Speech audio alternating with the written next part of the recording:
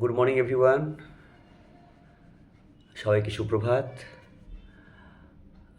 সকাল স্কুল হওয়ার কারণে আমাদের নিত্য নৈমিত্তিক কিছু অভ্যাস সেগুলো একটু চেঞ্জড হয়ে গেছে। যেমন আমি প্রতিদিন সকালে খুব তাড়াতাড়ি ঘুম থেকে উঠি এবং এখানে এসেই আমার প্রথম কাজ হয় morning walk. Jagadipa high school cross করে আমাদের যে এপিজের অনিন্দ সুন্দর যে প্রাকৃতিক যে পরিবেশ, সেই প্রাকৃতিক পরিবেশের মধ্যে নিজেকে ডুবিয়ে নিই, নিজেকে একটু জারিত করি এবং সেখানেও বেশ কিছু সময় আমি অতিবাহিত করি। তারপর আবার ফিরে এসে আমাদের যে কাজ, প্রাত্যহিক সকালবেলার যে টিউশন, সেটা আমাদেরকে করতে হয়। এই অভ্যাসটা তো এই স্কুল হওয়ার কারণে হ্যাম্পার হচ্ছে 5-6 দিন।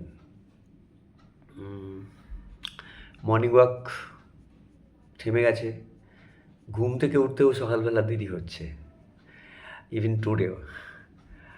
তো এই প্রসঙ্গে আমি ওয়ার্ল্ড ফেমাস একজন কবি জন ড্রাইডেনের একটা উক্তি মনে করতেই পারি। সেটা হচ্ছে, first we make our habits and then our habits make us. তো একটা অভ্যাসকে প্রতিনিয়ত লালিত পালিত করতেই হয়। অবশ্যই ভালো অভ্যাস, বদ অভ্যাস নয়। তো লালিত পালিত করতে হয় এবং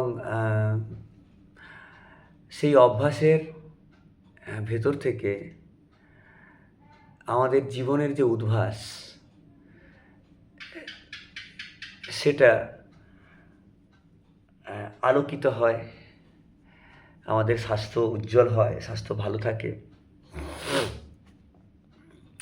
তো এই যে অভ্যাসটাকে চালিয়ে যাওয়া, এমনি চালিয়ে যাওয়া ইংরেজি হচ্ছে কন্টিনিউ, যার ফ্রেজাল ভার্বস 4টে আমি বলতে পারি: go on, carry on, keep on, hold on. তো চালিয়ে যাওয়া, কিন্তু এই চালিয়ে যাওয়ার ইডিয়ম কি হতে পারে? Very simple, stick it out. Stick it out মানে চালিয়ে যাওয়া।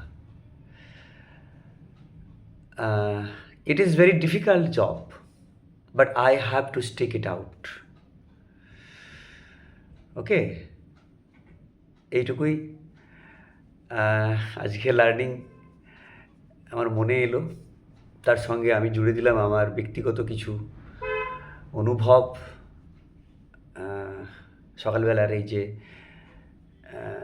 যাবতীয় আমাদের যে কর্মকাণ্ড, তার একটা গ্লিমস আমি দিলাম। সবাই খুব ভালো থাকবেন আর সাজেশান দেবেন আমাকে।